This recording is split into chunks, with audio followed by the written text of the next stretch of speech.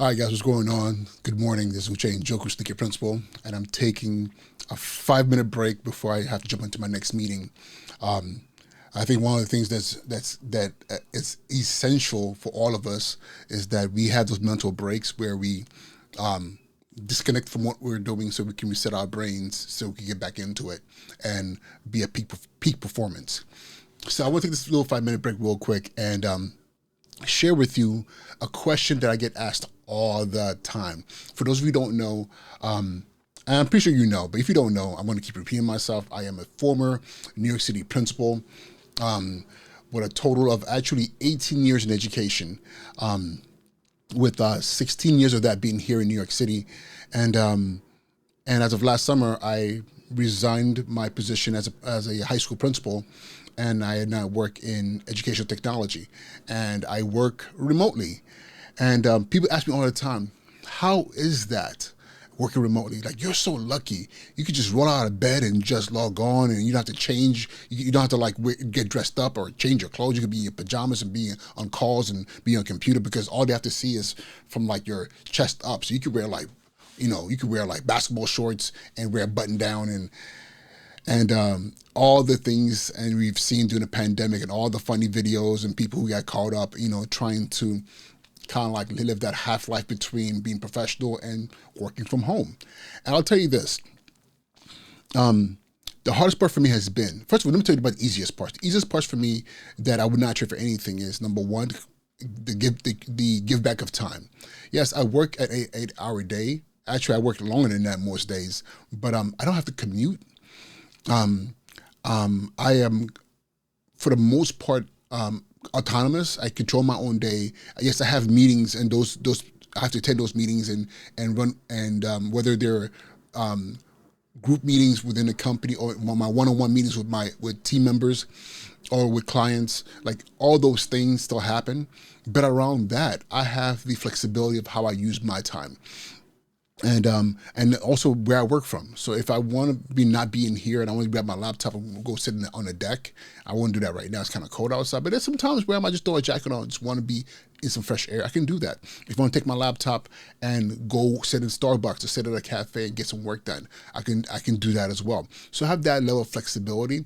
I just have to have my laptop, my phone, or some kind of communication device so I can communicate with my team and even customers as well. So that is incredible. I commuted anywhere between, it's crazy, but think about this. I would say on average, I commuted about 15 hours a week. So 15 hours during the week I spent driving. And you might be like, 15 hours a week? Yeah. Um, any given day, I would say could be anywhere from an hour and a half to 3 hours of commuting during the day, back and forth. Some mornings it was an hour to work, not a problem.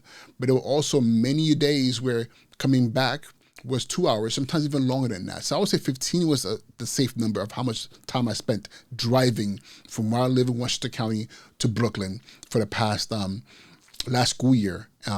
And so that amount of time in the car, it's not healthy. It really isn't. You're sitting in traffic and you're just sitting for 15 hours. And even though I try to make the best of that time, but I would not go back to that again. The other thing too is that my day was so rigid. Like, literally, I had to be at a certain place at a certain time, and then I was sequestered to that space until I was able to leave. Yes, I had a 7 hour day contract, pretty much, if you include my 1 hour lunch, which I never ever had. To be honest with you, as a principal, if you're a principal and you're eating every day, you're amazing and you should do it. Find the time. I just was never able to find the time to do it, and so that was just like that, living that life. I don't want that ever again. And plus, and I'll tell you this: I miss being a principal, but I did my time. I served, and me stepping away from that role has opened the door for someone else to step in and have a career as well. So I'm very proud of the fact that I've had principals. I have two sitting principals who were my assistant principals, and because I moved and transitioned, they were able to step up and lead each time. But now I get to be here in this space where I work from home, and it's pretty awesome. Again, the commute is not there anymore. I have a lot of time that's under my control. But however, I'll tell you what the dark side is. It is easy to become lazy.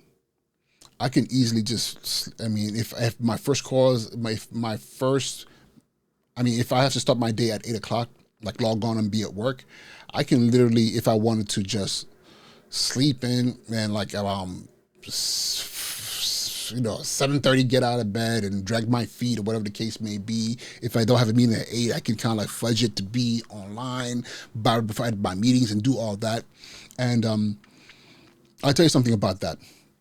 Not a good look. That's not who I want to be. And I'll be honest with you. And I'm scared of that.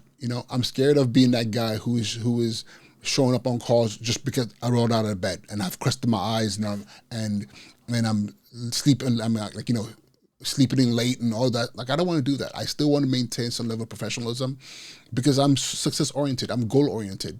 So I'll tell you this. While I was still working in schools, I'll be up around 4:30, 5 o'clock, and I'm still up at 4:30, 5 o'clock till this day. I don't have to commute anywhere. And you might be asking, like, but why not sleeping later? Because I know how much sleep I need. So the good thing now is that by waking up when I wake up, I get to move into my day much slower with much more intentionality. And the other good thing about it is I am also able to like make sure I work out every day. Whether I'm going for a walk, I'm going to the gym, I'm doing something to make sure that my body is in movement. When I used to leave the house to go to work, all that movement gave me that was part of my physical activity for the day. Even though it wasn't the most ideal, but if I'm just at home and I work from home, it's very easy to become just kind of like, lazy. Let's be honest here. I don't even want to do that. So now I wake up in the morning, I hit the gym. I get home, I shower, I get dressed.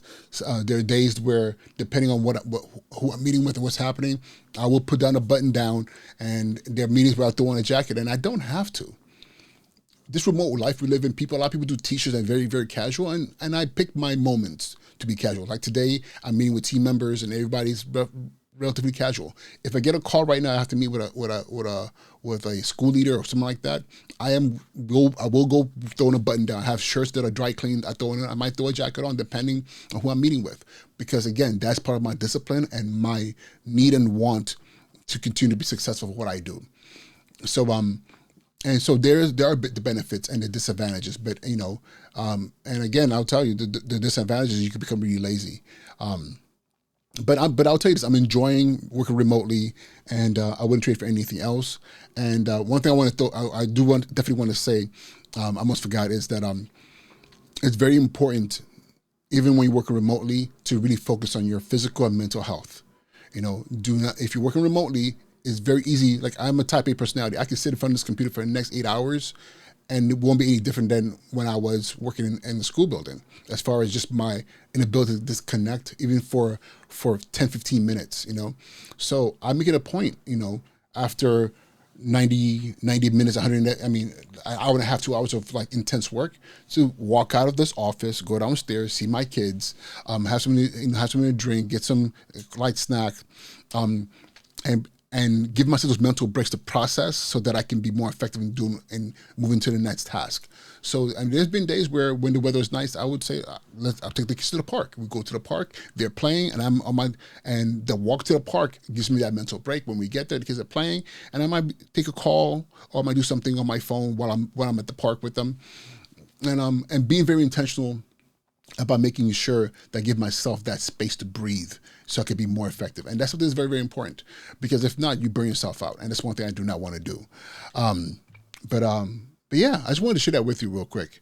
And I'm sure there's somebody out there who's wondering, like, how come you're always in that same room? Because I work remotely. And yes, I do create content. And one last thing I would tell you, as a content creator, the benefit of being accessible to your equipment and not losing time driving, or sitting in traffic, that almost killed my podcast and my content creation, because I would be in the car those 15 hours. By the time I got home, I was so tired and exhausted. And and I didn't want to do anything. I didn't want to create anything. Because my brain wasn't there. Mind you, this whole content creation space and podcasting started during the pandemic. So I was already at home. So which made it so much easier for me to, be able to find the mental space to create content and really play with some ideas. And now I'm back to that space again. So I'm able to to compartmentalize. I can't even say the word compartmentalize my listen, guys. I'm African. English is my second language, kind of. I have my work over here. I have my content creation over here, and the great thing about it is I'm able to kind of layer things around and have a lot more time and freedom, and not be as exhausted. All right, I'm gonna stop talking. I have to get ready for my next meeting. Have an amazing day, and I'll talk to y'all later. All right, peace.